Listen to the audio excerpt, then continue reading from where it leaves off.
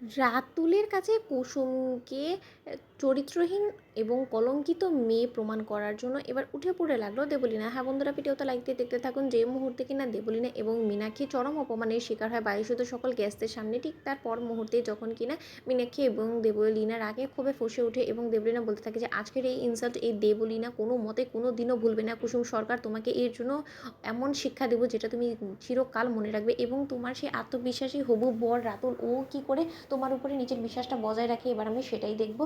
কারণ এবার আর দেবলীনা কোনো মতেই যেন তেন চাল দেবে না। এবার দেবলীনা এমনভাবে চাল দেবে যেটা কিনা সম্পূর্ণরূপে তোমার মানে এই বাড়ি থেকে বেরিয়ে যাওয়াটা নিশ্চিত করে তবেই এই দেবলীনা থামবে। অন্যদিকে মীনাক্ষী বলতে থাকে যে সবসময় তো বলো, কিন্তু কার্যক্ষেত্রে কোন কি জিনিসটা তুমি করে দেখাতে পেরেছো এখনো পর্যন্ত? দেবলীনা বলো তো বারবার বারবার ওই মেয়েটা আমাদের সকল প্ল্যানিংয়ের মধ্যে জল ঢেলে দেয় এরকম করে। আজকে তুমি দেখলে ওর কারণ আজকে কী পরিমাণে আমাদেরকে দিদির কাছে অপদস্থ হতে হলো, অপমানের শিকার হতে হলো, কিন্তু তার সত্ত্বেও না, তুমি তো কোনো মতে কোনো কিছু করতে পারছো না, কিন্তু বড় বড় কথাই যা বলে যাও। ঠিক সেই মুহূর্তে মীনাক্ষী যখন অবশেষে বলতে থাকে যে এবার তো কিছু একটা আমাদেরকে জবরদস্ত করতেই হবে, ঠিক সেই মুহূর্তে দেবলীনা যখন একটা হাতে মেডিসিন নিয়ে এসে বলতে থাকে যে এই বিষাক্ত মেডিসিনটা একবার যদি কুসুমকে কোনোভাবে খাইয়ে দেওয়া যায় না তাহলেই শেষ।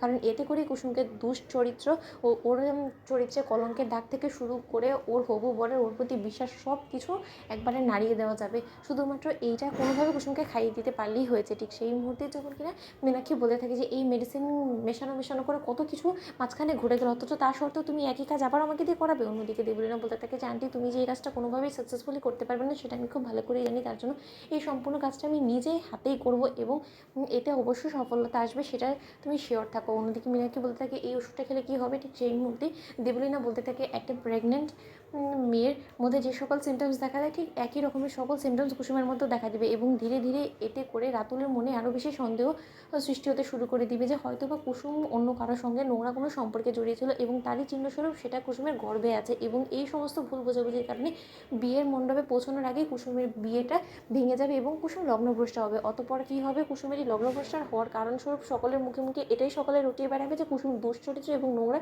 প্রজাতির একটা মেয়ে বিধাই আজকে ওর হবু বর বিয়ে থেকে ওকে বিয়ে করা থেকে পিছিয়ে গিয়েছে। এবং এতে করে কুসুম যদি লাজ্জ লজ্জা ওর মধ্যে বিন্দুমাত্র থেকে থাকে তাহলে ওর পরিবারের মান সম্মান রক্ষার খাতিরে ও অবশেষে আত্মহত্যা করতে বাধ্য হবে এবং এতে করে আমাদের পথের কাঁটা চিরকালের জন্য সরে যাবে। কেমন হলো প্ল্যানটা বলো তো আন্টি?